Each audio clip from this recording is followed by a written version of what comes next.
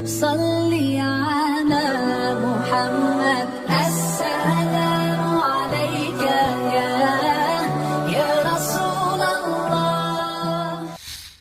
میلاد مصطفیٰ صلی اللہ تعالیٰ علیہ وسلم کی مناسبت سے رسول کریم صلی اللہ تعالیٰ علیہ وسلم کی مولود پاک کی نسبت سے ہم جو محفل منعقد کرتے ہیں، سب سے پہلے میں آپ کو یہ بتا دوں اس کا فائدہ کیا ہے۔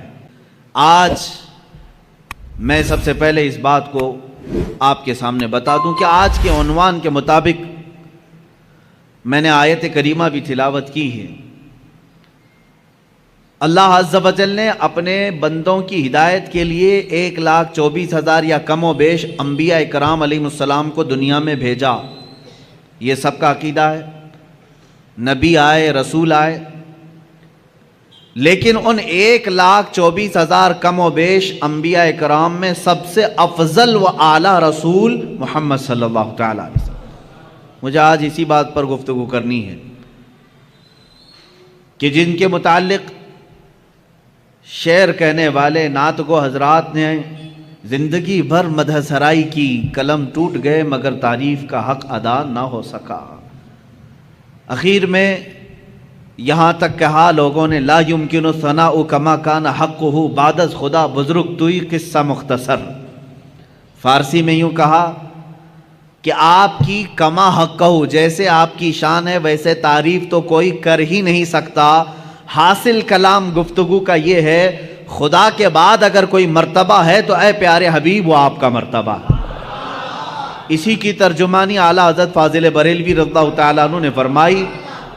آخری اپنے شعر میں فرماتے ہیں لیکن رضا نے ختم سخن اس پہ کر دیا، خالق کا بندہ خلق کا آقا کہوں تجھے۔ ایک مقام ہے خالق کا بندہ خلق کا آقا کہوں تجھے، ایک ہے رب تبارک و تعالیٰ کی ذات، اور اللہ کو چھوڑنے کے بعد پھر تمام مخلوق کی ذات۔ اللہ اور مخلوق کے درمیان اگر کوئی مرتبہ ہے تو وہ میرے آقا کا مرتبہ ہے۔ اتنا نہ بڑھاؤ کہ خدا تک پہنچ جائے، اور کبھی اتنا نہ گھٹاؤ کہ وہ عام بندہ بن جائے۔ اسی لیے اعلیٰ حضرت رضی اللہ تعالیٰ عنہ فرماتے ہیں ممکن میں یہ قدرت کہاں، واجب میں یہ عبدیت کہاں۔ یعنی اگر میں یہ سمجھ لوں کہ یہ قدرت کے برابر ہے حضور پاک کی ذات، یہ بھی جائز نہیں۔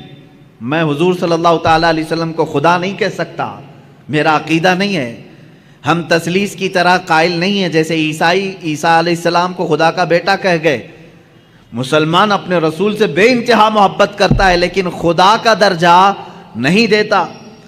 اعلیٰ حضرت فرماتے ہیں ممکن میں یہ قدرت کہاں، واجب میں عبدیت کہاں۔ یعنی عام بندہ کہوں یہ بھی نہیں بنتا مجھ سے، قدرت کہوں یہ بھی نہیں بنتا، حیران ہوں۔ یہ بھی ہے خطا، یہ بھی نہیں وہ بھی نہیں، عام بندہ بھی نہیں اور قدرت بھی نہیں۔ حق یہ کہ ہیں عبد الہ۔ اعلیٰ حضرت رضی اللہ تعالیٰ عنہ نے اس کے جواب میں ارشاد فرمایا یعنی یہ قدرت بھی نہیں ہے اور ایک عام عبد بھی نہیں ہے۔ اب ہے کیا؟ اس کو ایک دوسرے شعر سے میں کہتا ہوں میں مانتا ہوں اے عقل والو میرا محمد خدا نہیں ہے۔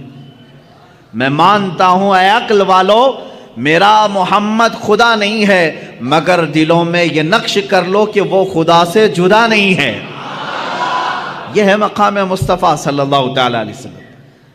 ہاں ان کی طرح نہ بنو جو کہتے ہیں وہ عام بشر ہیں، اور نہ ان کی طرح بنو کہ حضور کو وہ یہ کہتے ہیں کہ جیسے مدینے میں خدا ہو کر اتر پڑا۔ ہم نہ غلو کرنے والوں میں سے ہیں اور نہ گستاخی کر کے نیچا دکھانے والوں میں سے ہے۔ ہمارا عقیدہ اہل سنت کا یہ ہے اللہ رب العزت کی ساری مخلوق میں اگر سب سے افضل کوئی انسان ہے وہ محمد رسول اللہ صلی اللہ علیہ وسلم۔ افضلیت مصطفیٰ صلی اللہ تعالیٰ علیہ وسلم پر ایک نہیں دو نہیں بے شمار دلیلیں موجود ہیں، قرآن کی بھی حدیث کی بھی۔ قرآن کہتا ہے تلک الرسل فضلنا بعضهم علی بعض، یہ وہ رسول ہیں جن میں سے ہم نے بعض کو بعض پر فضیلت دی ہے۔ رسولوں میں بعض کو بعض پر فضیلت دی گئی ہے یا نہیں ہے؟ اللہ تعالیٰ نے چند نبیوں کا ذکر اس میں فرما دیا، جیسے اللہ تعالیٰ فرماتا ہے موسیٰ علیہ السلام سے اللہ نے بات فرمایا، ان کو کلام کرنے کا معجزہ دیا. وَكَلَّمَ اللَّهُ موسیٰ تکلیما، اللہ نے موسیٰ سے کلام کیا. عیسیٰ علیہ السلام کے متعلق فرمایا وہ روح القدس کے ذریعے سے ان کی مدد کی. عیسیٰ علیہ السلام کو اللہ تعالیٰ نے بعض نبیوں پر مقام بلند فرمایا.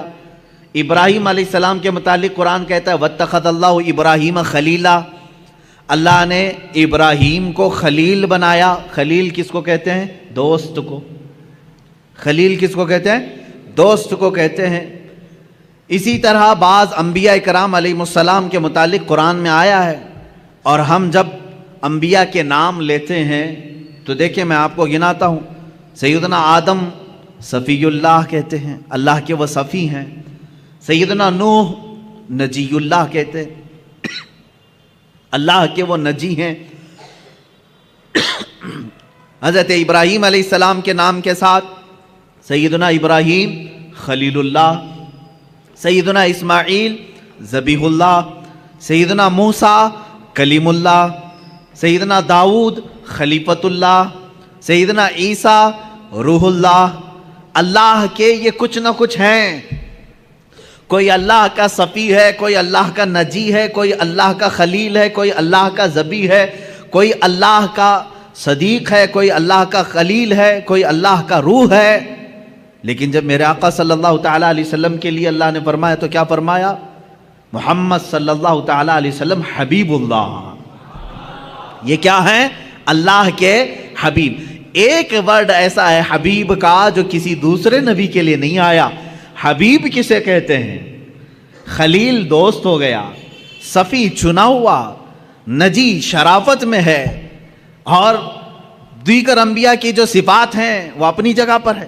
حبیب کہتے ہیں محبت کا وہ درجہ جس کو اعلیٰ حضرت رحمۃ اللہ تعالیٰ علیہ نے اپنے شعر میں یوں فرمایا میں تو مالک ہی کہوں گا کہ ہو مالک کے حبیب.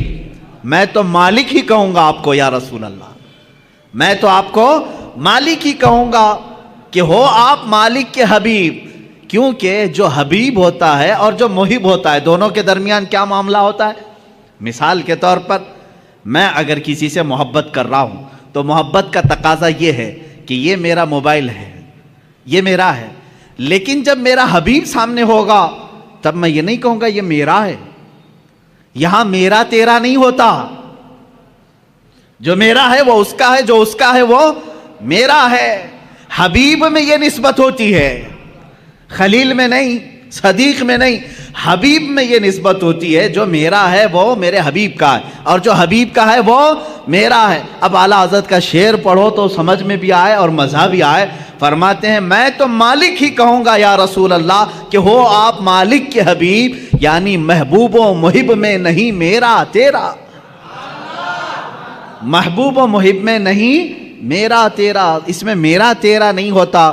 تو جہاں حبیب کی بات آتی ہے وہاں میرا اور تیرا نہیں ہوتا. عزیزان گرامی وقار، حضور پاک صلی اللہ تعالیٰ علیہ وسلم کی افضلیت اس سے ہے کہ آپ کو صرف مخلوق میں یعنی عام انسانوں میں افضل اللہ نے نہیں بنایا، بلکہ انبیاء کرام علیہ السلام میں بھی افضل بنایا. اتنا ہی نہیں بلکہ رسول اعظام اور فرشتگان جو اللہ کے مقرب فرشتے ہیں ان سے بھی افضل بنایا. حضور صلی اللہ تعالیٰ علیہ وسلم کو ان سے بھی افضل بنایا. یہ باقی رہے مخلوقات، جنات ہوں حیوانات ہوں، یہ تمام چیزیں اپنی جگہ پر، لیکن اللہ کے جو مقرب فرشتے ہیں، جو حاملان عرش ہیں، اللہ کے عرش کو اٹھائے ہوئے ہیں، جو نبیوں تک پیغام لانے والے ہیں، جو پورے کائنات کے لیے آسمان سے بارشیں برسانے اور پانی پہنچانے کا نظام سنبھالتے، ان تمام ملائکہ سے اللہ تعالیٰ نے اپنے نبی کو مکرم بنایا، معظم پیدا فرمایا، افضل بنایا ہے. اس کی کئی دلیلیں اور کئی مثالیں میں آپ کو بتا دوں. حضور پاک صلی اللہ تعالیٰ علیہ وسلم کی افضلیت دیکھیں. اعلیٰ حضرت رحمۃ اللہ تعالیٰ علیہ کے اشعار یہاں پر ہمیں بار بار یاد آتے ہیں. وہ جہنم میں گیا جو ان سے مستغنی ہوا. مستغنی کہتے ہیں جو یہ کہے نہیں مجھے رسول کی کوئی ضرورت نہیں، مستغنی کہتے ہیں. اس کو کہتے ہیں جو یہ کہے بے نیاز ہوں میں. وہ جہنم میں گیا جو ان سے مستغنی ہوا ہے خلیل اللہ کو حاجت رسول اللہ کی۔ انبیاء کرام علیہ السلام کو رسول اللہ کی حاجت رہی ہے، کیسے؟ اب شروع سے چلتا ہوں میں۔ سب سے پہلے انسان، سب سے پہلے نبی، سب سے پہلے رسول آدم علیہ الصلاۃ والتسلیم ہے۔ جب آدم علیہ الصلاۃ والتسلیم کی پیدائش ہوئی، ولادت ہوئی، تو جانتے ہیں آپ ولادت کے احوال اور قوائف پڑھیں تو تفاسیر میں یہ بات ملتی ہے کہ زمین سے مختلف علاقوں کی مٹی لائی گئی، فرشتوں نے لا کر کے گوندھا، جنت کے پانی سے اسے گوندھا گیا، اور اس کے بعد ایک شکل بنائی گئی۔ شکل بنانے کے بعد یہ تو جسم کی شکل ہوئی، اللہ رب العزت نے اب اس میں روح ڈالنی تھی۔ روح کیا چیز ہے؟ قرآن میں اللہ تعالیٰ نے فرمایا روح جو ہے یہ اللہ کا نور ہے، اللہ کا امر ہے۔ یسألونک عن الروح قل الروح من امر ربی، اللہ نے فرمایا کہ روح جو ہے اللہ کا حکم ہے یا اللہ کا نور ہے۔ نور جب یہ جسم میں ڈالنا ہوا، کس میں؟ آدم علیہ السلام کے جسم پاک میں، جس کو فرشتوں نے گوندھا تھا مٹی سے اور پانی سے، اور اس کو آگ سے تپا کر کے گرم کیا گیا تھا، 4 عناصر اس کے اندر رکھے گئے تھے۔ اب آدم علیہ السلام کے روح ڈالنی تھی جسم کے اندر، تو بزرگان دین نے لکھا ہے کہ روح کو ڈالا گیا، روح باہر آ گئی، کیونکہ روح نور ہے اور جسم مٹی سے بنا ہوا اندھیرا ہے۔ اندھیرا اور نور ایک جگہ جمع نہیں ہوتے، نور آیا تو اندھیرا نہیں ہوگا، اور اندھیرا ہے تو اس کا مطلب نور نہیں ہے۔ روح کا اور جسم کا ملاپ کیسے ہو؟ روح باہر آئی، پھر ڈالا گیا، وہ باہر آئی، روح کہنے لگی کہ مولا اس میں گھبراہٹ ہے، اندھیرا ہے، روح کو اس میں قرار پانا ہے۔ بزرگان دین ائمہ تفاسیر نے لکھا ہے کہ اللہ تعالیٰ نے روح کو اس کے اندر قرار رکھنے کے لیے آدم علیہ السلام کی پیشانی میں نور محمدی کو رکھا، مصطفیٰ کریم صلی اللہ تعالیٰ علیہ وسلم کے نور پاک کو رکھا، اور پھر روح کو ڈالا گیا۔ آدم علیہ السلام کے جسم پاک میں روح آئی، آپ کو پہلی مرتبہ ایک چھینک آئی، اور آپ نے الحمدللہ کہا، یہاں سے ہے انسان کے سانس لینے کی ابتدا۔ میرے عزیزوں، کائنات پہ سب سے پہلا انسان جو روح والا بنا اور سانس لینے کے قابل بنا، تو میں یہ کہتا ہوں کہ وہ نور محمدی کے صدقے میں سانس لیا، سانس لیا ہے۔ کس کی بدولت؟ نور محمدی کے بدولت۔ مصطفیٰ کریم صلی اللہ تعالیٰ علیہ وسلم کا نور پاک آدم علیہ السلام کی پیشانی میں رکھا گیا۔ اب یہ نور جو ہے منتقل ہوتے ہوئے میرے آقا صلی اللہ علیہ وسلم کے والد ماجد تک آیا ہے۔ انشاءاللہ العزیز جب موقع آئے میلاد پاک کا، میں اس نور کے منتقل ہونے کی کیفیت کو بھی عرض کروں گا۔ آدم علیہ الصلاۃ والتسلیم کی بیداری کس کی بدولت؟ نور محمدی کی بدولت۔ جب آپ بیدار ہوئے، اتنا ہی نہیں، جلوہ محمدی کو کہاں کہاں دیکھو، جہاں دیکھا وہاں پایا۔ آدم علیہ السلام جب بیدار ہوئے، فرشتوں کو حکم ہوا کہ انہیں سجدہ کرو، فرشتے سجدہ کیے، ابلیس انکار کیا، مردود ہوا، اور اس کے بعد آدم علیہ الصلاۃ والتسلیم کو جنت میں ٹھہرایا گیا۔ آدم علیہ السلام جنت کے ہر دروازے کو دیکھتے، ہر دیوار کو دیکھتے، فرماتے ہیں ہر دروازے پر، ہر دیوار پر لکھا ہوا تھا لا الہ الا اللہ احمد رسول اللہ۔ آسمانوں میں میرے نبی کا نام کیا ہے؟ احمد ہے، زمینوں میں میرے آقا کا نام محمد ہے۔ عزیزان گرامی، آدم علیہ السلام نے جگہ جگہ پر کیا نام دیکھا؟ حضور پاک صلی اللہ علیہ وسلم کا نام رب ذوالجلال کے نام کے ساتھ۔ آپ سنیے، یہ خیال آپ کے دل میں تھا، سوال بھی کیا آپ نے مولا سے، اے رب ذوالجلال، تیرے نام کے ساتھ یہ ایک دوسرا نام کس کا ہے؟ اللہ رب العزت نے فرمایا وہ میرے حبیب کا نام ہے۔ وہ کہاں رہتا ہے؟ اللہ نے فرمایا وہ تو تیری ہی نسل میں بآخری زمانے میں پیدا ہوگا۔ یہ بات آئی گئی۔ آدم علیہ الصلاۃ والتسلیم کو اللہ تعالیٰ نے جنت میں ٹھہرانے کے بعد حکم فرمایا تھا، آپ کے جسم پاک سے حوا کو پیدا کیا گیا، اور اس کے بعد حکم ہوا کہ تم دونوں جنت میں ٹھہری رہو، لیکن ایک درخت تھا جنت میں جس کے قریب جانے سے اللہ نے منع فرمایا تھا، لا تقربا هذه الشجرہ، اس درخت کے قریب مت جانا۔ اللہ بہتر جانتا ہے وہ کیا حکمت تھی۔ اس درخت کے متعلق بڑے الگ الگ اقوال ہیں، وہ کون سا درخت تھا، کس پھل کا درخت تھا، لیکن بس اتنا تھا کہ اللہ نے وہاں جانے سے منع کیا تھا۔ ابلیس جو کہ شیطان ہو چکا تھا، اللہ نے اسے راندہ بارگاہ کر چکا تھا اور مردود بنا دیا تھا۔ ابلیس کا کام یہ تھا کہ وہ چیلنج کر دیا تھا اپنے رب تعالیٰ سے کہ میں اب آدم اور اس کی پوری اولاد کو گمراہ کرتا رہوں گا۔ اللہ تعالیٰ نے فرمایا کہ تجھے قیامت تک کا موقع ہے، جتنے لوگوں کو گمراہ کر سکتا ہے کر۔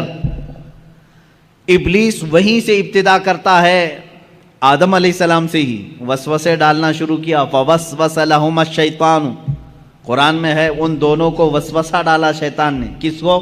آدم علیہ السلام اور حضرت حوا کو، ہماری ماں کو اور ہمارے باپ کو وسوسہ ڈالا یہ کہہ کر کے کہ تمہیں معلوم ہے اس درخت کے قریب جانے سے کیوں منع کیا ہے تمہیں اللہ نے؟ انہوں نے پوچھا کیوں؟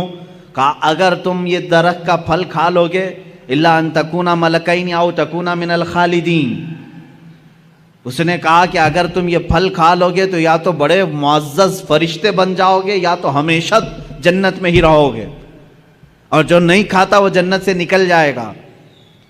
ان کو ایسا لگا کہ جنت چھوڑنا نہیں چاہیے۔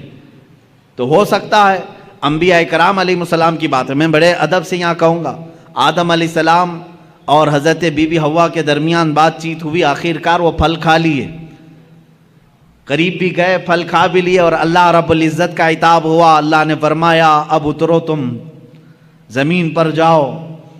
زمین پر اتار دیا گیا، دونوں کو الگ الگ اتارا گیا۔ حضرت آدم علیہ السلام کو اللہ تعالیٰ نے سرندیب پہاڑ پر اتارا، بی بی حوا کو جدہ میں عرب کے علاقے میں اتارا، دونوں الگ الگ زندگی گزارتے رہے۔ لیکن آدم علیہ السلام کو اس پھل کے کھانے پر افسوس رہا، روتے رہے، توبہ کرتے رہے، بار الہ تو نے منع کیا تھا میں کھا لیا، تو مجھے معاف کر۔ آدم علیہ السلام سب سے زیادہ رونے والوں میں شمار ہوتے ہیں، اتنا روئے تھے کہ تقریباً 300 سال کا عرصہ گزر گیا تھا۔ آدم علیہ السلام نے بے انتہا آہ و بکا کی اللہ کی بارگاہ میں۔ اب مجھے جو بات عرض کرنی ہے یہ پورے واقعے میں وہ اب حاصل کلام یہ ہے، آدم علیہ السلام 300 سال روتے رہے، جنت میں رہے، جنت سے اترے، زمین پر آئے، 300 سال رہے، روتے رہے، اللہ کی طرف سے کوئی پیغام نہیں، توبہ قبول ہوئی نہیں ہوئی اس کے متعلق کوئی اشارہ نہیں۔ 300 سال کے بعد خود اللہ قرآن میں فرماتا ہے ہم نے آدم کے دل میں ایک بات ڈال دی۔ وہ بات کیا تھی؟ فَتَلَقَّى آدَمُ مِن رَبِّهِ كَلِمَاتٍ، اللہ نے اپنے آدم علیہ السلام نے اپنے رب سے کچھ کلمات سیکھ لیے۔ وہ کلمات کیا تھے؟ آدم علیہ السلام 300 سال پہلے کی بات یاد کرنے لگے، جب اللہ نے میرے جسم میں روح ڈالی اور روح سے میں بیدار ہوا، جنت کی ہر کھڑکی ہر دروازے پر میں نے ایک نام دیکھا تھا میرے خدا کے نام کے ساتھ، یہ بات یاد آئی، وہی کلمہ یاد آیا، وہی کلمہ یاد آیا جو جنت کی ہر در و دیوار پر لکھا ہوا تھا۔ تب آپ نے عرض کیا اے مولا جس کا نام تو نے اپنے نام پاک کے ساتھ لکھا ہے، اگر وہ تیرا محبوب ہے تو اس کی بدولت میری توبہ کو قبول فرما لے۔ اللہ رب العزت نے فوراً جبرائیل امین کو بھیجا اور فرمایا فتاب علیہ، اللہ نے تمہاری توبہ قبول کر لی۔ اللہ توبہ کے قبول ہونے میں اتنی سرعت، اتنی جلدی، اتنی تیزی اگر کسی نام کی وجہ سے ہے تو محمد عربی صلی اللہ علیہ وسلم کی۔ قرآن نے یہی کہا ہے اگر اے مومنو اگر تم اپنی جانوں پر ظلم کر لو، گناہ ہو جائے تو کہاں آؤ؟ قرآن میں ہے مسجد میں آؤ نہیں، کعبے میں آؤ نہیں، اے مومنو تم میرے رسول کے پاس آؤ۔ جاؤکا، اے رسول یہ تمہارے پاس آ جائیں، اور اگر آپ ان کے لیے سفارش کر دیں تو اللہ ان کی توبہ قبول کرے گا۔ اب اندازہ کریں آدم علیہ السلام کی توبہ قبول ہوئی، برکت کس کی تھی؟ محمد عربی صلی اللہ علیہ وسلم کی۔ مصطفیٰ کریم صلی اللہ تعالیٰ علیہ وسلم کا نام پاک آپ نے لیا اور دعا قبول ہوئی۔ اب سنیے ایک اور مزے کی بات، بعض روایات میں یہ بات ملتی ہے کہ آدم علیہ السلام خوش ہوئے، جبرائیل آئے جنت سے پیغام لے کر، اللہ تعالیٰ نے آپ کی توبہ قبول فرمائی۔ آدم علیہ السلام نے کہا وہ نام اتنی برکت والا، وہ نام اتنی عظمت والا، وہ نام اللہ رب العزت کی بارگاہ میں اتنے مقام و مرتبے والا، اے مولا اس نام پاک کی ذات اور اس کی ہستی کا ایک بار مجھے بھی تو دیدار کرا دے، ایک بار مجھے دیدار کرا دے۔ جو لوگ یہ کہیں کہ حضور پاک صلی اللہ علیہ وسلم کو 40 سال کے بعد نبوت ملی تھی، وہ یہ بات سنیں، ابھی دنیا وجود میں ہی نہیں آئی، کوئی بچے نہیں ہوئے آدم علیہ السلام کے، تب آدم علیہ السلام عرض کر رہے مولا اس شکل محمدی کو میں دیکھنا چاہتا ہوں جس کی بدولت میری دعا قبول ہوئی۔ اللہ تبارک و تعالیٰ نے آدم علیہ السلام سے فرمایا کہ تم اپنے دونوں انگوٹھوں کے ناخنوں میں دیکھو۔ یہ بیان کیا ہے کہ دونوں انگوٹھوں کے ناخنوں میں آپ نے دیکھا حضور پاک صلی اللہ تعالیٰ علیہ وسلم کا نور پاک ان کے انگوٹھوں میں رکھا گیا۔ آدم علیہ السلام نے بڑھ کر کے اس کو چوما اور اپنی آنکھوں سے لگا لیا۔ یہ ہمارا بھی آج طریقہ ہے۔ ظاہر سی بات ہے اصلی اولاد وہی ہے جو اپنے باپ کے طریقے پہ چلتی ہے۔ محمد صلی اللہ تعالیٰ علیہ وسلم، ہم کس کے طریقے پر چل رہے ہیں؟ باپ کے طریقے پر چل رہے ہیں۔ جو باپ کا نہ ہو اسے تکلیف ہو۔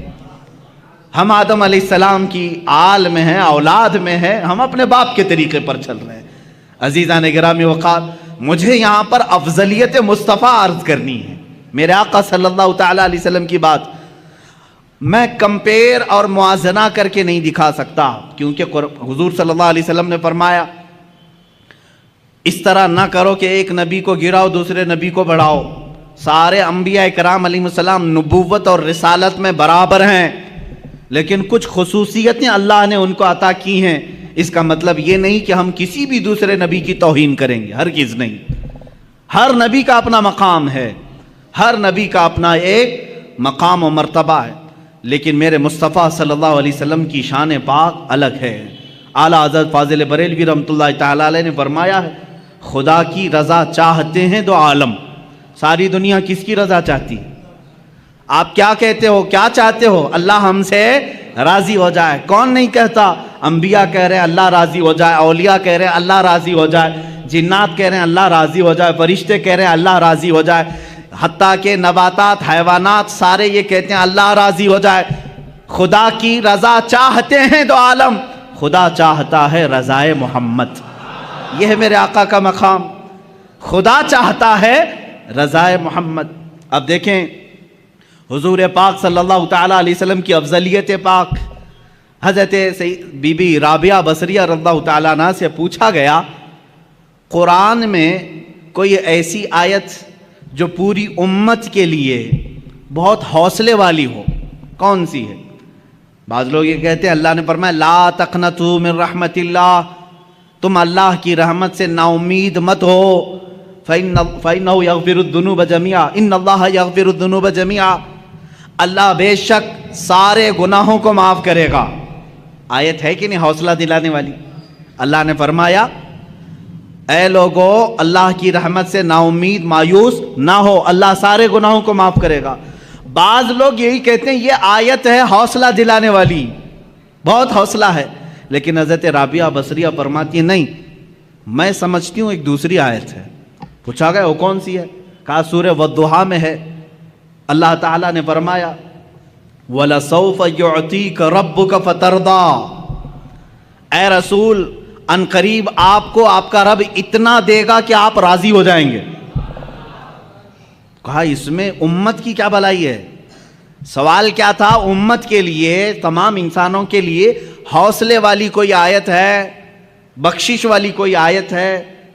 تو وہ بعض علماء نے کہا لا تقنطوا من رحمت اللہ، یہ آیت ہے رحمت کی، اللہ کی رحمت سے مایوس نہ ہو، اللہ سب گناہ معاف کرے گا۔ اس سے تو سمجھ میں آ رہا ہے کہ لوگوں کے گناہ معاف ہوں گے، لیکن رابعہ بصریہ فرما رہی ہیں نہیں، آیت یہ ہے رسول کو اللہ فرما رہا ہے اے رسول آپ کو اللہ اتنا دے دے گا کہ عنقریب آپ کو اتنا دے گا کہ آپ راضی ہو جائیں گے۔ تو اس میں تو رسول کی رضا کی بات ہے، یہاں تمام انسانوں کا کیا بھلا ہے؟ حضرت رابعہ بصریہ فرماتی ہیں اس لیے کہ ہمیں معلوم ہے رسول اس وقت تک راضی نہیں ہوں گے جب تک سب کی بخشش نہ ہو جائے، جب تک سارے ایمان والوں کی بخشش نہ ہو جائے تب تک رسول راضی نہ ہوں گے۔ یہ سب سے بڑی آیت رحمت ہے کہ رسول کی رضا جب تک نہ ہوگی اللہ دیتا رہے گا، دیتا رہے گا۔ عزیزان گرامی، افضلیت مصطفیٰ صلی اللہ تعالیٰ علیہ وسلم، انبیاء کرام کو جو مقامات ملے وہ اپنی جگہ پر ہے۔ اس لیے کہ شاعر نے کہا ہے کہ حسن یوسف دم عیسیٰ ید بیزاداری، آنچے ہمہ خوباں دارند تو تنہا داری۔ یا رسول اللہ صلی اللہ علیہ وسلم، یوسف کا حسن بھی آپ کے اندر ہے، عیسیٰ علیہ السلام کی قوت و طاقت جو آپ مردوں کو زندہ کرتے تھے، آقا آپ کے اندر وہ بھی جمال ہے۔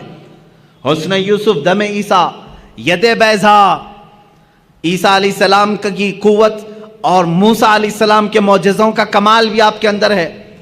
آنچے ہما خوباں دارند، یہ سارے نبی جتنے معجزے رکھتے تھے، یا رسول اللہ تو تنہا داری، آپ کے اکیلے کے اندر وہ سب موجود ہیں، وہ ساری چیزیں اللہ نے آپ کو انعام میں عطا کی۔ میں تفصیل سے اگر بتاتا چلوں تو سارے معجزات ایک الگ عنوان ہے، انشاءاللہ 12 روز کے اندر معجزات مصطفیٰ بھی میں عرض کروں گا، لیکن اولیاء انبیاء اکرام علیہ السلام میں افضلیت جس رسول کو حاصل ہے وہ میرے آقا صلی اللہ علیہ وسلم کی شان۔ دیکھیں اللہ تبارک و تعالیٰ نے حضور اکرم صلی اللہ تعالیٰ علیہ وسلم کو اولین کا بھی سردار بنایا، آخرین کا بھی سردار بنایا۔ خود میرے آقا فرماتے ہیں انا سید الاولین والآخرین، میں اولین کا بھی سردار ہوں، آخرین کا بھی سردار ہوں، اور یہی سرداری ہی تو ہے۔ سب سے بڑی افضلیت کہاں ثابت ہوتی ہے؟ اس وقت جب اللہ رب العزت معراج میں اپنے حبیب کو بلا رہا ہے۔ ایک طرف لن ترانی ہے، ایک طرف لن ترانی، لن ترانی قرآن میں آئی ہوئی آیت میں بتا رہا ہوں۔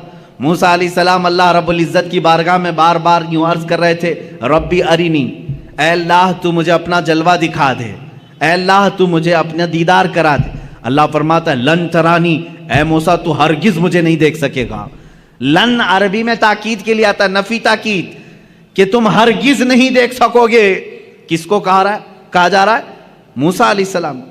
آپ نے بار بار اصرار کیا تو اللہ تعالیٰ نے فرمایا ٹھیک ہے، کوہ طور پر آ جاؤ، کوہ طور پر آ جاؤ، نالین نیچے اتارو۔ موسیٰ علیہ السلام کو کیا کہا جا رہا ہے؟ نالین، چپل اپنے نیچے اتارو، کوہ طور پر آؤ، اور اللہ رب العزت اپنی پوری ذات نہیں، اپنی ایک تجلی کا اظہار تم پر کرے گا۔ اگر دیکھ سکو تو دیکھ لو، اس کے بعد دوسری منزلیں ہوں گی۔ قرآن کی آیت ہے 9ویں پارے کی، اللہ فرماتا ہے فَلَمَّا تَجَلَّى رَبُّهُ لِلْجَبَلِ جَعَلَهُ دَكَّا وَخَرَّ مُوسَىٰ صَعِقًا۔ اللہ تعالیٰ نے حکم فرمایا موسیٰ سامنے والے پہاڑ کی طرف دیکھتے رہو، اس درخت کی طرف جو پہاڑ کے اوپر ہے۔ اس درخت پر اللہ رب العزت نے اپنے جمال کی، جلال کی تجلیات میں سے سوئی کے ناکے سے بھی کم، سوئی کا ناکہ ہوتا کتنا ہے؟ بہت چھوٹا سا، سوئی کی انی، اس سے بھی کم حصہ اپنی تجلی کا، اپنی نور کا ظاہر فرمایا۔ قرآن کہتا ہے جعلہ دکا، پورا پہاڑ زلزلہ میں تبدیل ہوا، زلزلے میں آ گیا، پورا پہاڑ جل گیا۔ وَخَرَّ مُوسَىٰ صَعِقًا، اور غش کھا کر کے موسیٰ علیہ السلام زمین پر گر گئے، غش کھا گئے، دیکھ نہیں سکے کس چیز کو؟ جو سوئی کے ناکے کے برابر رب ذوالجلال کی تجلی تھی۔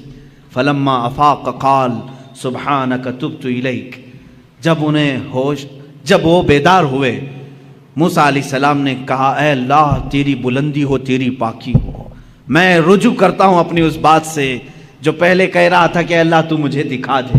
پھر دوبارہ انہوں نے یہ بات نہیں کہی کہ اے اللہ تو مجھے دکھا دے، اے اللہ تو مجھے اپنا دیدار کرا دے۔ یہ تو موسیٰ علیہ الصلوۃ والتسلیم کی شان ہے، کیونکہ اللہ تعالیٰ نے فرمایا کسی بشر میں یہ طاقت نہیں کہ وہ براہ راست اپنے رب کو دیکھ سکے، کسی بشر کے اندر یہ آنکھیں دی نہیں گئیں کہ وہ براہ راست اپنے پیدا کرنے والے خالق کو دیکھ سکے۔ لیکن یہی معاملہ جب میرے آقا کے ساتھ ہوا، 26 رجب المرجب ہے، اللہ کے حبیب صلی اللہ تعالیٰ علیہ وسلم اپنے دولت قدے پر حضرت ام ہانی کے گھر پر آرام فرما رہے ہیں، جبرائیل امین آئے اور آ کر کے میرے آقا صلی اللہ تعالیٰ علیہ وسلم کو بیدار کر رہے ہیں۔ تو بیداری کا طریقہ بھی بتایا گیا ہے، انہوں نے اپنی پیشانی حضور کے تلووں سے لگائی، ٹھنڈک سے آپ بیدار ہوئے۔ پوچھا جبرائیل اس وقت آنا کس بات کا ہے؟ جبرائیل نے کہا اللہ تعالیٰ آپ کو آسمانوں کی سیر کرانا چاہتا ہے، جنت، دوزخ، عرش، کرسی، لوح و قلم کے دیدار کرانا چاہتا ہے۔ اے رسول گرامی وقار، آج آپ کی معراج کا وقت ہے، آپ کی معراج کی شب ہے، اللہ تعالیٰ آپ کو اپنی زیارت کرانا چاہتا ہے۔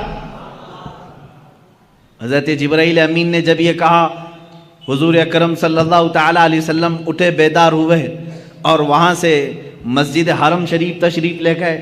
براق آپ ہی کے لیے بنائی گئی سواری، اس پر اس سے پہلے نہ کوئی سوار ہوا نہ ان کے بعد کوئی سوار ہوا۔ یہ حضور کی خصوصیات میں سے ہے۔ براق کی تیز رفتاری ایسی تھی جہاں تک ایک نگاہ پہنچتی ہے وہاں اس کا پہلا قدم ہوتا تھا۔ براق کی تیز رفتاری، رسول کریم صلی اللہ تعالیٰ علیہ وسلم اس پر جلوہ فرما ہو کر آسمانوں کے سفر پر گئے۔ لیکن اس سفر میں میرے آقا کی افضلیت تمہیں جگہ جگہ میں بتاؤں۔ اللہ اکبر، حرم پاک سے مسجد اقصیٰ تک کا سفر تو قرآن میں اللہ نے بیان کیا ہے۔ سبحان الذی اسری بعبدہ لیلا من المسجد الحرام الی المسجد الاقصیٰ، پاک ہے وہ ذات جس نے اپنے بندے کو رات کے ایک چھوڑے سے وقت میں مسجد حرم سے مسجد اقصیٰ تک کا سفر کرایا۔ مسجد اقصیٰ کسے کہتے ہیں؟ بیت المقدس جو فلسطین میں ہے، جو ہمارا قبلہ اول ہے، پہلے ہم اسی کی طرف منہ کر کے نماز پڑھتے ہیں۔ حضور پاک صلی اللہ تعالیٰ علیہ وسلم مسجد اقصیٰ گئے تو سفر کے درمیان یہاں مسجد اقصیٰ آنے کا کیا مطلب ہے، کیا وجہ ہے؟ یہاں آئے حضور پاک صلی اللہ تعالیٰ علیہ وسلم تو دیکھا آپ تنہا نہیں تھے۔ آدم علیہ السلام سے لے کر عیسیٰ علیہ السلام تک جتنے نبی دنیا میں آئے سب کے سب وہاں جمع تھے، سب کے سب جمع تھے۔ حضور پاک صلی اللہ علیہ وسلم جیسے ہی تشریف لائے، سبوں نے حضور اکرم صلی اللہ علیہ وسلم کا استقبال کیا۔ اللہ کے حبیب صلی اللہ تعالیٰ علیہ وسلم پیدا ہونے کے اعتبار سے سب سے آخری زمانے میں آئے ہیں، لیکن جب مسجد اقصیٰ میں گزر رہے تھے تو سب سے آگے مصلی پر آپ تشریف فرما تھے۔ سب سے پہلے آپ مصلی پر تشریف لے گئے، آپ نے انبیاء کرام علیہ السلام کی امامت فرمائی۔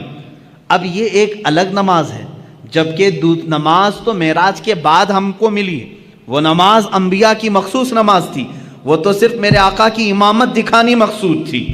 اس نماز کو نہ میں جمعہ سے تشبیہ دے سکتا ہوں نہ عید سے تشبیہ دے سکتا ہوں، اس لیے کہ نہ دنیا میں ایسی کوئی نماز ہوئی ہے نہ ہوگی جس کا امام سید الانبیاء اور مقتدی سارے رسول، سارے انبیاء، ایسی نماز کہاں؟ وہ خود اپنی اپنی شریعتوں کے مالک، اپنی اپنی امتوں کے آقا، لیکن آج میرے نبی کی ابتدا میں مقتدی بنے ہوئے تھے۔ لیکن اس نماز کا ایک الگ حال ہے، حضور نے امامت فرمائی۔ امام ہی خطبہ دیتا ہے یا نہیں؟ جمعہ میں جو نماز پڑھایا وہی خطبہ دے رہا ہے، عید میں جو نماز پڑھایا وہی خطبہ دے رہا ہے، لیکن اس نماز کا حال ایسا نہیں تھا۔ حضور نے امامت تو فرمائی، خطبہ سب سے پہلے آدم علیہ السلام نے دیا، پھر ابراہیم علیہ السلام نے دیا، پھر اسماعیل علیہ السلام نے دیا، پھر موسیٰ علیہ السلام نے دیا، پھر عیسیٰ علیہ السلام نے دیا۔ کئی انبیاء کرام علیہ السلام خطبہ دے رہے تھے۔ یہ کیا خطبہ تھا؟ ہر نبی آتے تھے محمد عربی صلی اللہ علیہ وسلم کی تعریف بیان کرتے تھے۔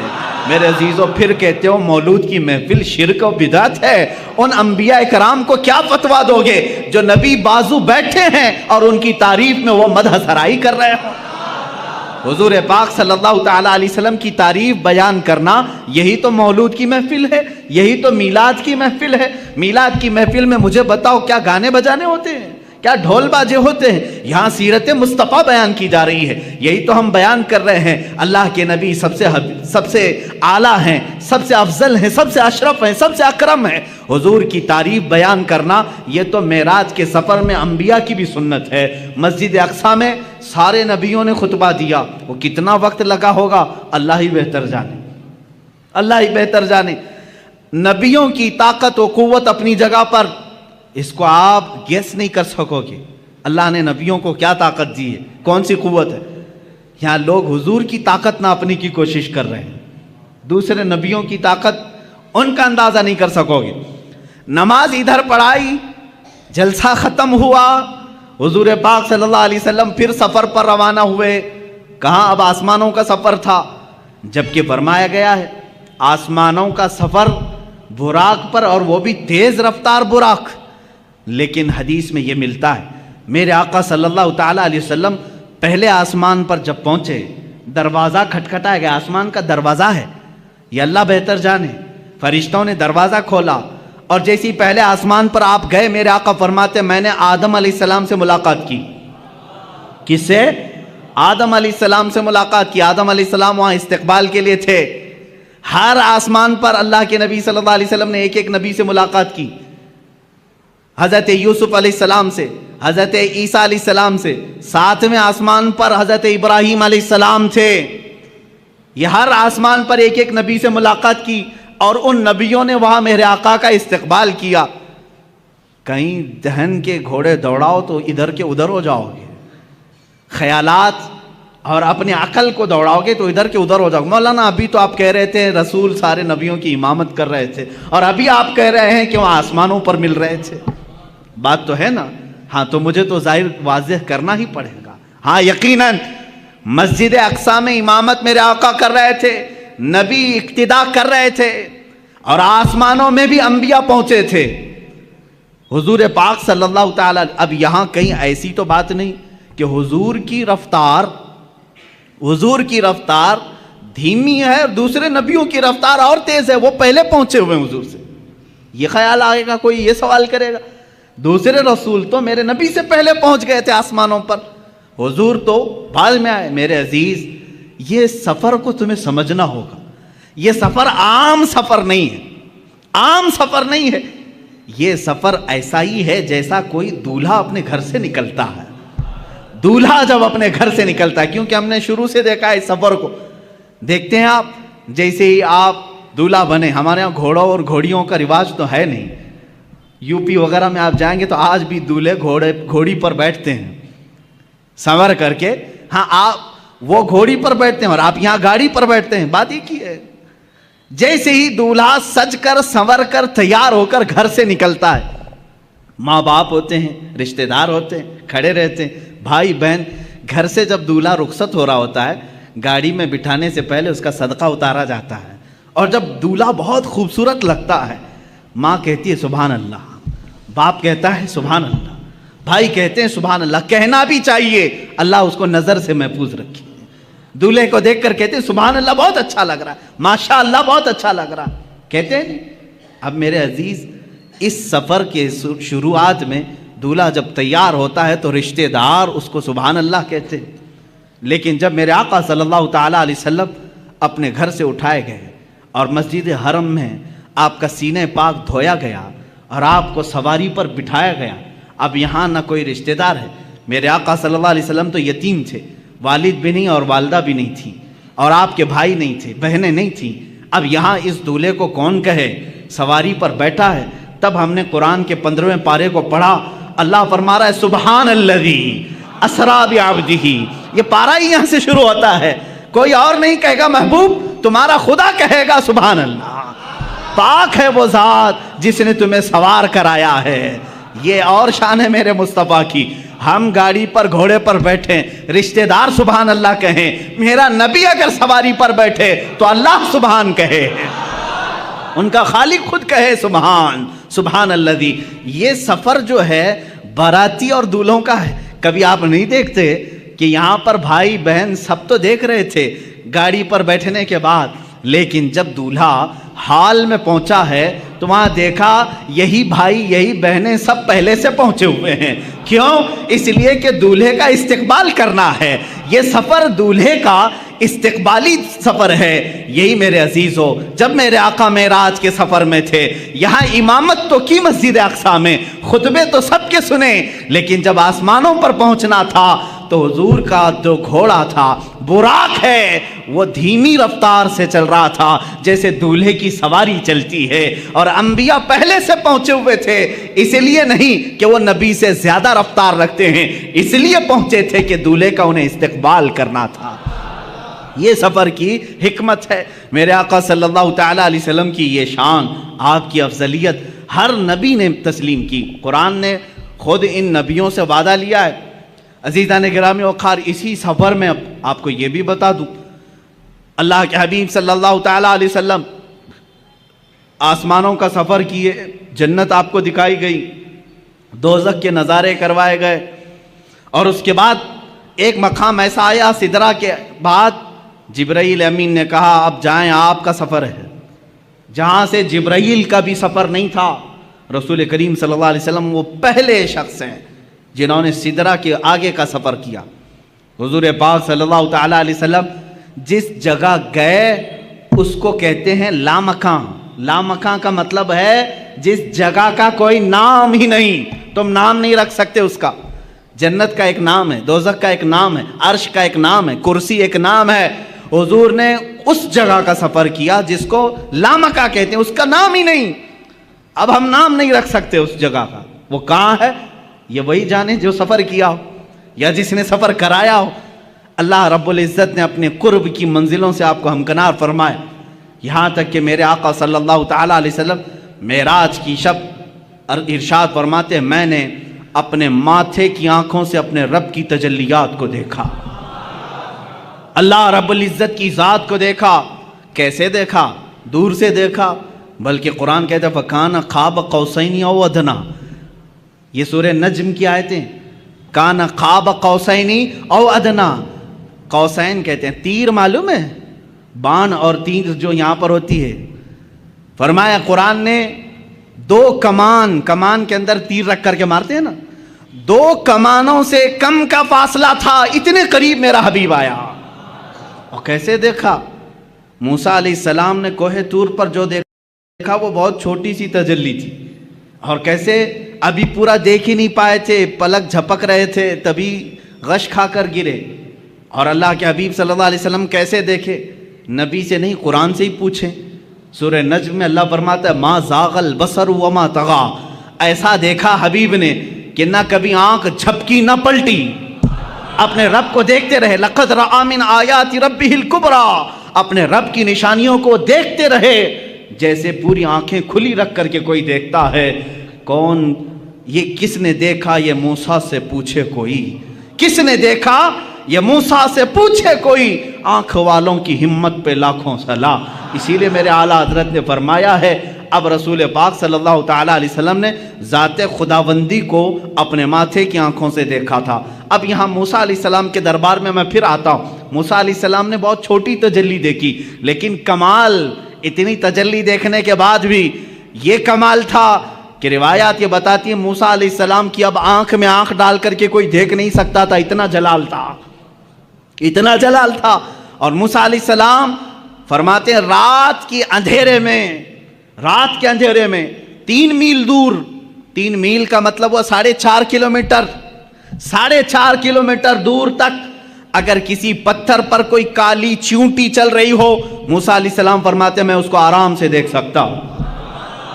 3 میل دور رات کے اندھیرے میں کالی چونٹی کسی کالے پتھر پر رینگ رہی ہو، موسیٰ علیہ السلام فرماتے ہیں میری آنکھیں اسے آرام سے دیکھ سکتی ہیں. یہ جلوہ تھا اس ہلکی سی تجلی کو دیکھنے کا، اس ہلکی سی تجلی کو دیکھنے کا. اور جس نے سراپا خدا کی ذات کو دیکھا اس کی آنکھوں کے نور کا حال کیا ہوگا. اسی لیے میرے اعلیٰ حضرت نے فرمایا اور کوئی غیب کیا تم سے نہاں ہو بھلا، جب نہ خدا ہی چھپا تم پہ کروڑوں درود. اعلیٰ حضرت رحمۃ اللہ تعالیٰ علیہ نے فرمایا ہے یا رسول اللہ دل فرش پر ہے تیری نظر، سر عرش پر ہے تیری گزر، دل فرش پر ہے تیری نظر، ملکوت و ملک میں نہیں کوئی شے وہ جو تجھ پہ آیا نہیں. کون سی ایسی چیز ہے جو رسول پاک سے چھپی ہوئی ہے؟ موسیٰ علیہ السلام جب رات کے اندھیرے میں 3 میل دور دیکھ سکتے ہیں تو اے سنیوں کیا ہمارا یہ عقیدہ نہیں ہو سکتا 4000 کلومیٹر دور مدینہ طیبہ سے ہمارا آقا ہم غلاموں کو دیکھ رہا ہے، محفل پاک کو ہماری وہ ملاحظہ فرما رہے ہیں. عزیزان گرامی وقار رسول کریم صلی اللہ تعالیٰ علیہ وسلم کی افضلیت پاک انبیاء کرام علیہ السلام کی زندگیوں سے. اب پھر میں موسیٰ علیہ السلام ہی کی بات کروں. جب آپ سنتے ہوں گے معراج کے واقعات تو یہ بات تو ضرور سنتے ہوں گے 50 نمازیں دی گئی تھی حضور کو امت کے لیے تحفہ، لیکن کم کس نے کرایا؟ موسیٰ علیہ السلام نے. یہ 4تھے آسمان پر یا 5ویں آسمان پر ملتے تھے، حضور پاک صلی اللہ تعالیٰ علیہ وسلم سے ملاقات ہوئی، رب تعالیٰ کے متعلق پوچھا، کہا آپ کی امت یہ 50 نمازیں نہیں پڑھ سکے گی، کم کرائیں. 5 کم ہوئی، 5 کم ہوئی، 5 کم ہوئی، 9 مرتبہ میرے آقا گئے. کہاں پر؟ اپنے رب کی بارگاہ میں 9 مرتبہ. یہاں سب پہلے سے طے تھا، نمازیں بچنی 5 ہی ہیں. اللہ کو تو معلوم تھا، اللہ رب العزت قادر مطلق ہے. یہ 9 مرتبہ گھومنے پھرنے کا معاملہ کیا ہے؟ اوج پر جانا میرے حضور کا ہے. حضور پاک صلی اللہ تعالیٰ علیہ وسلم بار بار جا رہے ہیں. موسیٰ علیہ السلام کو جب معلوم تھا کہ یہ امت 5 سے زیادہ نہیں پڑھ سکتی تھی تو جب 50 حضور لے آئے تھے سیدھے کہہ دیتے اے رسول جائیں ڈائریکٹ 45 کم کرا کے آ جائیں. موسیٰ علیہ السلام نے ایک بار بھی نہیں کہا اور کم کرائیں. کتنا؟ یہ نہیں، اور کم کرائیں اور کم کرائیں. 5 بچے رہ گئے جبکہ موسیٰ علیہ السلام اب بھی کہہ رہے تھے اور کم کرائیں. یہ حدیث پاک میں اللہ کے نبی صلی اللہ علیہ وسلم نے آخر میں فرمایا اب مجھے حیا آتی ہے کم کرانے میں. حضور نے آخر میں فرمایا. اب اس کی حکمت جو سیرت نگار بزرگان دین ہیں فرماتے ہیں بات در حقیقت نمازوں کے کم کرانے کی نہیں تھی. موسیٰ علیہ الصلوۃ والتسلیم جو کوہ طور پر جلوہ دیکھ نہ سکے تھے وہ نگاہ مصطفیٰ میں دیکھ رہے تھے. میرے آقا صلی اللہ تعالیٰ علیہ وسلم کی نگاہوں میں دیکھ رہے تھے. تازہ تازہ جلوہ ہے، ابھی رب کو دیکھ کر یہ بندہ آیا ہے. اللہ رب العزت کا خصوصی بندہ، اس کا حبیب، اس کا محبوب ابھی یہ جلوہ دیکھ کر آیا ہے. رب تبارک و تعالیٰ کے جلوے ان کی آنکھوں میں سمائے ہوئے تھے. موسیٰ علیہ السلام یہ کہتے ہیں کہ انہی جلووں کو ان آنکھوں سے دیکھ لو، پھر بھیجتے کہ تازہ پھر دیکھ کر کے آئیں گے، پھر میرے مولا کے جلوے ان کی آنکھوں میں دیکھنے کو ملیں گے. اسی لیے تو اعلیٰ حضرت نے فرمایا کس نے یہ دیکھا موسیٰ سے پوچھے کوئی. آنکھ والوں کی ہمت پہ لاکھوں سلام. حضور پاک صلی اللہ تعالیٰ علیہ وسلم نے بھی موسیٰ علیہ السلام کو منع نہیں کیا بلکہ بار بار جاتے رہے، اس لیے کہ اپنے رب کا دیدار بار بار ہوتا رہا. اللہ نے بھی یہ نہیں فرمایا ایک ہی ساتھ کم کر دیا جائے، اس لیے کہ میرا حبیب بار بار آتا رہے. یہ نمازوں کے کم کرانے کا سلسلہ تو تھا لیکن ایک دوسرے کی محبت کا بھی معاملہ تھا. موسیٰ علیہ الصلوۃ والتسلیم جو جلوہ کوہ طور پر براہ راست نہ دیکھ سکے لیکن دیکھے تو کس کے ذریعے سے دیکھے؟ میرے مصطفیٰ کی نگاہوں کے ذریعے سے دیکھا. اسی لیے اعلیٰ حضرت نے فرمایا وہ جہنم میں گیا جو ان سے مستغنی ہوا ہے خلیل اللہ کو، میں کہتا ہوں ہے کلیم اللہ کو حاجت رسول اللہ کی، ہے کلیم اللہ کو حاجت رسول اللہ کی. ہر نبی کو رہی ہے میرے مصطفیٰ کی حاجت، ہر نبی کو رہی ہے میرے آقا صلی اللہ تعالیٰ علیہ وسلم کی حاجت. اور یہ بات آپ سنیں گے قیامت کے دن انشاءاللہ. اذهبوا الی غیری ہر نبی کہے گا اور سارے کہیں گے ایک ہی ہے جو آج سفارش کر سکتا ہے، تمہاری بھی کرے گا اور ہماری بھی کرے گا. وہ نام ہے محمد عربی صلی اللہ علیہ وسلم کا. عزیزان گرامی وقار، مصطفیٰ کریم صلی اللہ تعالیٰ علیہ وسلم کی افضلیت پاک. ابراہیم علیہ السلام کو اللہ نے خلیل بنایا لیکن اپنے نبی کو کیا بنایا؟ حبیب بنایا. اللہ کے رسول کیا ہیں؟ حبیب ہیں. اور ان کے بعد اب یہاں پر حضور پاک صلی اللہ تعالیٰ علیہ وسلم کے صبر کو لیں، شکر کو لیں، آپ کے تمام جلال موسوی کو، جمال عیسوی کو، حسن یوسفی کو لیں. سب چیزوں میں ایک نرالی شان دکھتی ہے. حسن کی بات آئی ہے تو عرض کروں، یوسف علیہ السلام کو حسن جو ہے معجزے میں ملا تھا. معجزہ کسے کہتے ہیں؟ معجزہ وہ جو عام انسان کی سمجھ میں نہ آئے، عام انسان کی سمجھ میں نہ آ سکے. یوسف علیہ السلام اتنے حسین تھے، اتنے حسین کہ لوگ یہ سمجھتے تھے، سوچتے تھے کیا انسان بھی ایسا ہو سکتا ہے؟ اتنا حسین. لوگ آج فلمیں بنا کر کے ان کا کیریکٹر دکھا رہے ہیں، تم کہاں سے یوسف کا ثانی لا سکو گے؟ نہیں پیدا کر سکو گے. بلکہ ان کے زمانے کے لوگ تو یہ کہتے تھے ہمیں تو یہ لگتا ہے فرشتہ ہے، بعض تو کہتے تھے کہ فرشتہ ہے، انسان ایسا کیسے ہو سکتا ہے؟ حسن جو ان کو ملا تھا، جمال، وہ معجزہ تھا، معجزہ تھا یوسف علیہ السلام کا حسن. اور بڑے واقعات ہیں قرآن پاک میں، پورا سورہ یوسف ہے. ان کے جمال پر کون کون فریفتہ نہیں تھا.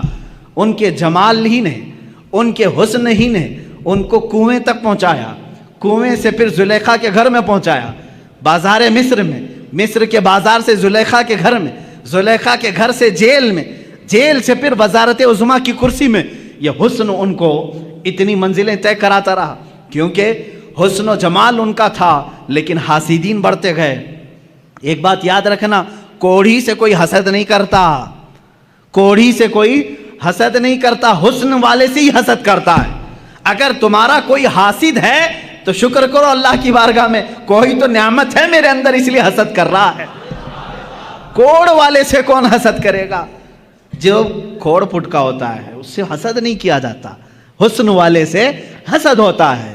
جس کے پاس کوئی دولت ہو اس سے حسد ہوتا ہے. بہرحال یوسف علیہ السلام اس کے شکار ہوتے رہے، لیکن ان کے حسن کے متعلق قرآن کا مشہور واقعہ، زلیخا بہت فریفتہ تھیں، وارفتہ تھی یوسف علیہ السلام پر. عورتیں تانا دینے لگیں کہ یوسف جوان ہے، زلیخا شادی شدہ عورت ہے، شادی شدہ ہونے کے باوجود ایک نوجوان کے حسن کے چکر میں پڑ گئی. ان تمام تانوں کو سن کر کے زلیخا نے ایک دعوت کی تھی. دعوت میں شہر کی امیر عورتوں کو بلایا تھا، سب کے ہاتھوں میں ایک لیمو اور ایک چھری دی تھی، کہا میں جب کہوں تب یہ کاٹ دینا. یوسف علیہ السلام کو سجا سنوار کر کے اس نے اس کمرے میں بلایا. جب وہ آئے تو یوسف علیہ السلام کمرے میں جیسے داخل ہوئے، زلیخا نے کہا اے عورتوں، اے بیبیوں، اپنے لیمو کاٹ دو. عورتیں وہ حسن یوسف کو پہلی بار دیکھ رہی تھی اور یوسف علیہ السلام کا جمال دیکھنے میں ایسے ماہ ہو گئیں، غرق ہو گئیں، ڈوب گئیں کہ لیمو چھوٹ گیا، انگلیاں کٹ گئیں،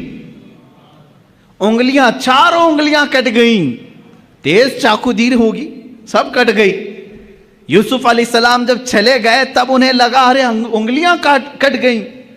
مجھے بتاؤ یہ واقعہ آپ نے سنا تھا نا؟ قرآن کا واقعہ ہے، سورہ یوسف 12ویں پارے میں یہ موجود ہے، جا کر پڑھ لینا. یہ حسن یوسف ہے.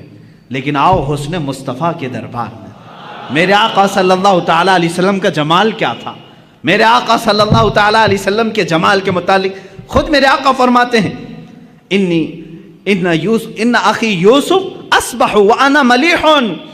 یوسف علیہ السلام نہایت ہی گورے رنگ کے تھے. میرے آقا کی زبان سے پہلے سنتے ہیں نا حضور کا حسن کیسا ہے. یوسف علیہ السلام، حضور خود فرماتے ہیں میرے بھائی یوسف، کیونکہ سارے نبی آپس میں بھائی ہیں. حضور فرماتے ہیں میرے بھائی یوسف اجلی رنگت کے تھے اور اللہ نے مجھے گلابی رنگت عطا کی ہے. اجلی رنگت اور گلابی رنگت میں تھوڑا فرق ہے. اجلی رنگت جیسے ظاہر سی بات ہے، سورج جب دوپہر کے وقت آ جائے ہر کوئی اس پر نگاہیں ٹکا کر نہیں رکھ سکتا، دیکھ نہیں سکتا، ہے تو بہت اجلا لیکن دیکھنے کی تاب سب کی نہیں ہوتی. لیکن وہی رات کی ٹھنڈی وقت جب چاند طلوع ہوتا ہے، چاند کی بھی روشنی سفید ہے لیکن ٹھنڈک اتنی ہے کہ اس پر نگاہیں باندھ کر دیکھی جا سکتی. یہ میرے آقا صلی اللہ علیہ وسلم کے حسن کا انداز تھا کہ یوسف علیہ السلام کو دیکھے کوئی تو ان کے آنکھوں کو ہو سکتا ہے ایک بار ان کا حسن خیرہ کر جائے، لیکن میرے آقا کو دیکھنے والے کی حالت یہ ہوتی کہ وہ نگاہیں بند کرنا بھول جاتا، دیکھتا ہی رہتا. یہاں تک کہ ام معبد کے متعلق آپ نے سنا ہوگا، مدینے کے راستے میں رہنے والی ایک خاتون، وہ ہر گزرنے والے کی ضیافت کرتی تھی. اس راستے سے جو بھی گزرتا تھا اس کو اپنے گھر سے کھانا کھلاتی تھی، دودھ پلاتی تھی. ام معبد، یہ مکہ سے مدینے کے بیچ میں جو راستہ ہے وہاں گھر تھا ام معبد کا. ہجرت کا جب موقع تھا میرے آقا کا، حضور صلی اللہ علیہ وسلم اور حضرت ابو بکر اسی راستے سے گزر رہے، رات کا وقت تھا، ام معبد کا گھر آیا. حضرت ابو بکر نے کہا آقا یہ بڑی مہمان نواز عورت ہے، بہت اچھی ضیافت کرتی ہے، ایک رات یہاں رک جاتے ہیں. اللہ کے نبی وہاں رک گئے. ام معبد نے دیکھا مہمان آئے، اتفاق ایسا، ام معبد کہتی ہے میری زندگی میں پہلی رات ایسی آئی تھی جب میرے گھر میں دودھ کا ایک قطرہ بھی نہیں تھا، کچھ بھی نہیں تھا. جو بکریاں تھی وہ ان کے شوہر چرانے کے لیے لے گئے تھے، نہیں لائے، 2 دن 3 دن کے بعد آتی تھی.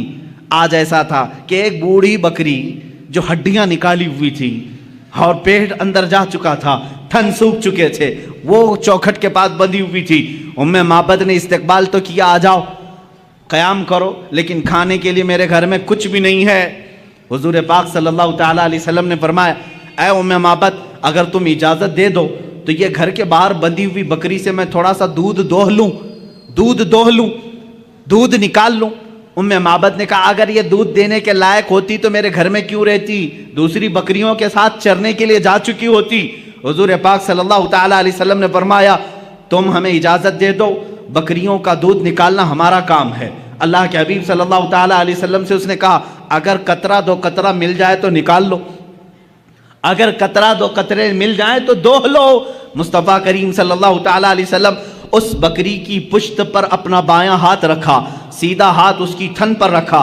सिद्दीक़ अकबर फरमाते हैं मेरी आंखों में अचानक ये मौजज़ा दिखा कि बकरी सेहत और तंदुरुस्त हो गई, तवाना हो गई, उसके थन दूध से भर गए। अल्लाह के हबीब सल्लल्लाहु तआला अलैहि वसल्लम दूध दोहते रहे, निकालते रहे, प्याले भरते रहे। उम्मे माबद के घर में जितने प्याले थे सब दूध से भर गए।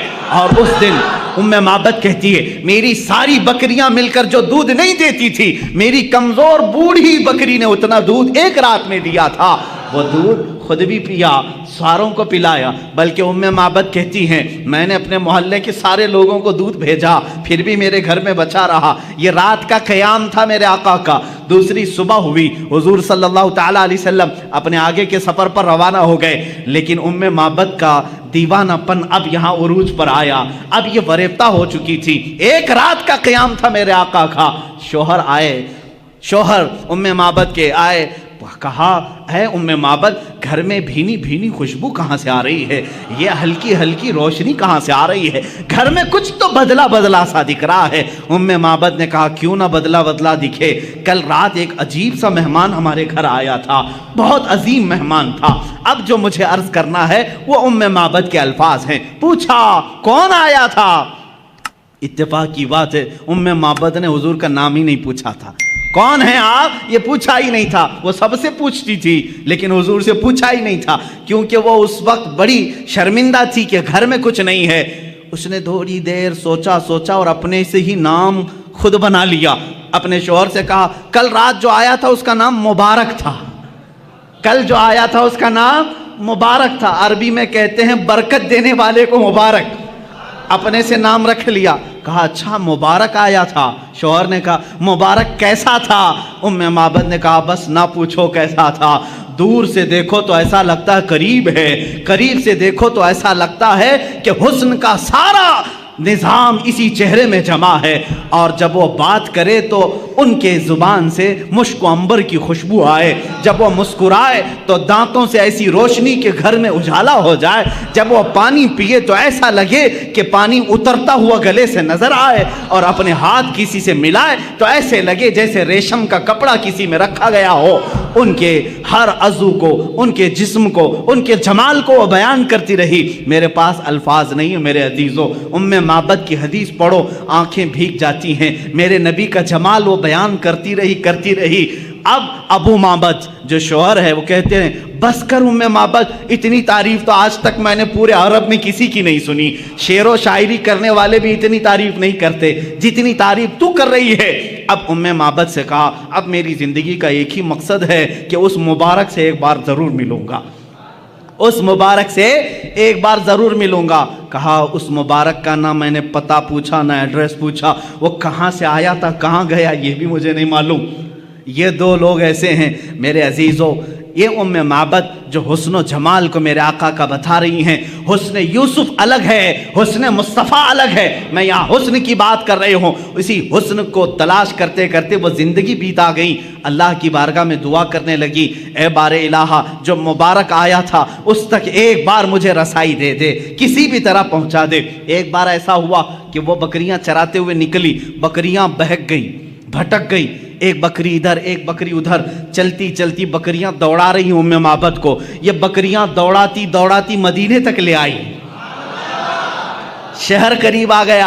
अब उम्मे माबद रोने लगी कि अगर शहर में घुस गई, मेरी बकरियां दाखिल हो गई तो छोटी छोटी गलियां हैं, मैं कहां से पकड़ पाऊंगी, किस बकरी को ढूंढ पाऊंगी? खुले मैदान में जमा तो कर सकती हूं, अब गलियों में बकरियां गई तो कहां से ढूंढूंगी? रोने लगी। लेकिन मदीना आ गया और बकरियां शहर में दाखिल हो गई, सब इधर एक उधर एक गलियों में। अब उम्मे माबद का रोना, हिचकियां बंध गई, अब रोने लगी। एक बात मैं आपको बता दूं कि हुजूर का दीदार उसी वक्त होता है जब किसी का दिल रोता है। जब किसी का दिल रोने लगता है वो मुस्तफ़ा का दीदार हो जाता है। इसीलिए कहा है मोहम्मद को हम गम गुसारों में ढूंढो, मोहम्मद को हम गरीबों में ढूंढो। अजीज़ा ने गिरामी उम्मे माबद रोने लगी। इत्तेफाक की बात है कि हज़रत अबू बकर सिद्दीक़ का गुज़र वहाँ से हो रहा था। हज़रत अबू बकर ने देखा और पहचान लिया, यह हमारी मेहमानी करने वाली वही खातून है जो मक्का से मदीना आने के वक्त बीच रास्ते में थी। देखा आपने, पहचान लिया। पूछा उम्मे माबद यहाँ कैसे? वो भी चौंक गई, अरे तू वही मुबारक के साथ आने वाला साथी था, تو یہاں کیسے؟ کہا میں تو یہیں رہتا ہوں۔ ام معبد نے کہا وہ مبارک کہاں ہے؟ وہ مبارک کہاں ہے؟ حضرت ابوبکر نے کہا کون مبارک؟ کون سے مبارک کی بات کر رہی؟ کہا وہی مبارک جو تیرے ساتھ آیا تھا، ایک رات میرے گھر قیام کیا، ایک رات میرے گھر قیام کیا تھا۔ صدیق اکبر مسکرائے، کہا اچھا تم نے ان کا نام مبارک رکھا، اللہ نے تو ان کا نام محمد رکھا ہے، وہ محمد ہیں۔ حضرت ابوبکر صدیق ام معبد کو لے کر کے بارگاہ مصطفیٰ میں پہنچے۔ اللہ کے نبی صلی اللہ تعالیٰ علیہ وسلم کو جیسے ہی وہ اپنے آنکھوں سے دیکھنے لگی، پھوٹ پھوٹ کر کے رونا شروع کیا۔ کہا اے اللہ اب میری ساری بکریاں ختم ہو جائیں، اس لیے کہ میری زندگی کا مقصد مجھے مل گیا، اس چہرے پاک کو دیکھنا میرا مقصد تھا۔ اللہ کے نبی صلی اللہ تعالیٰ علیہ وسلم نے بے حساب اس خاتون کو عطا کیا۔ جانتے ہو وہی بوڑھی بکری، وہی ہڈیاں نکالی ہوئی بکری جو دودھ دینے کے لائق نہیں تھی، موت کا انتظار کر رہی تھی، پورے زمانے مصطفیٰ میں پورے محلے کو دودھ دیتی تھی، زمانے ابوبکر صدیق میں دودھ دیتی رہی، زمانے عمر فاروق میں دودھ دیتی رہی، زمانے عثمان ابن عفان میں جا کر کے اس بکری کا انتقال ہوا۔ عزیزان گرامی، یہ تھی میرے مصطفیٰ کریم صلی اللہ تعالیٰ علیہ وسلم کے حسن و جمال کی کیفیت کہ جو ایک بار دیکھ لے وہ زندگی پھر اسی حسن کی یاد میں گزارتے، اسی حسن کی یاد میں گزارتے۔ ارے یوسف علیہ السلام کے بھائیوں نے بھی حسن دیکھا تھا، لیکن دیکھا اس کے بعد لے جا کر کنویں میں ڈال دیا۔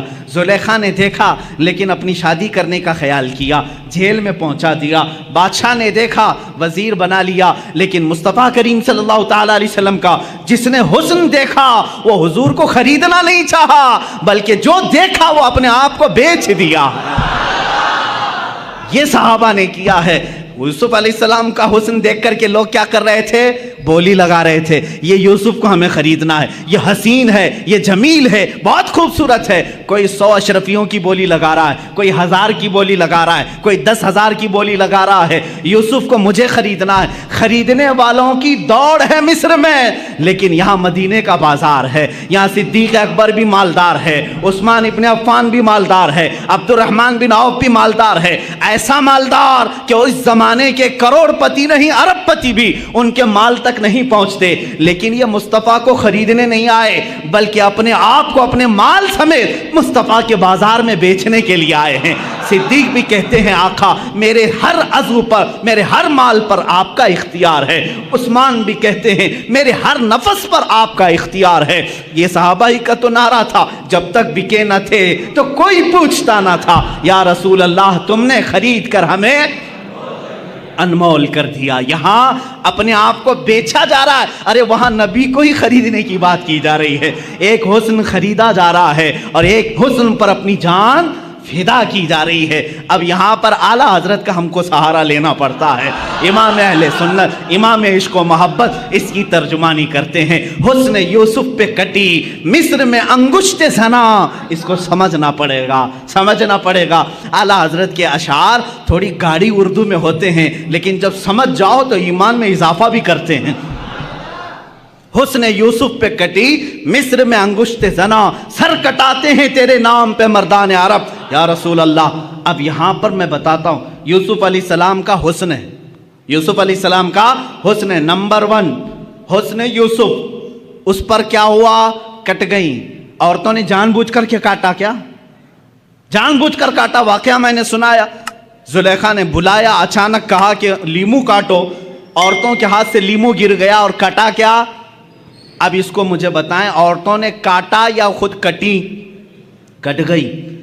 ارے میاں جان بوجھ کر کے کاٹنا الگ بات ہوتی ہے، اس کے لیے ہمت کی بات ہے، جگرے کی ضرورت ہوتی ہے۔ ہاں انجانے میں کٹ جائے الگ معاملہ ہے۔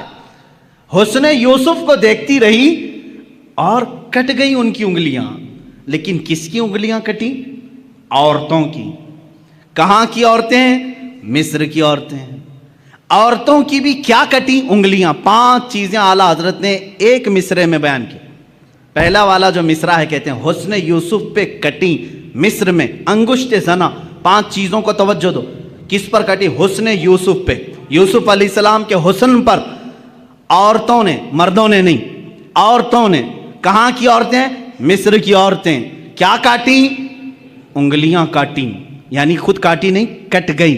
اب اس کے بدلے میں جب میرے آقا کی بارگاہ آتی ہے، امام اہل سنت فرماتے ہیں یا رسول اللہ اب یہاں پر مصر کی عورتیں نہیں، مردان عرب، جو عرب پوری دنیا میں مرکزیت رکھتا ہے، وہاں کے عرب جنگجو اور بہادر مانے جاتے ہیں، یہاں کے عرب یا رسول اللہ اب مردان عرب، زنان مصر نہیں، مصر کی عورتیں نہیں، یا رسول اللہ یہاں عرب کے مرد اور وہاں حسن پر کاٹتی ہیں، حسن پر کاٹتی ہیں، آقا یہاں تو صرف نام پر کاٹتی ہیں، یہاں صرف نام پر کاٹتے ہیں، عورتیں نہیں مرد۔ اور پھر کیا اعلیٰ حضرت فرماتے ہیں وہاں انگلیاں کاٹی، آقا یہاں تو گردن کاٹ لیتے ہیں اور وہاں کٹ جاتی ہیں انجانے میں، آقا یہاں تو جان کر کے دیکھ کر کے اپنے آپ کو پیش کر دیتے ہیں، سر کٹاتے ہیں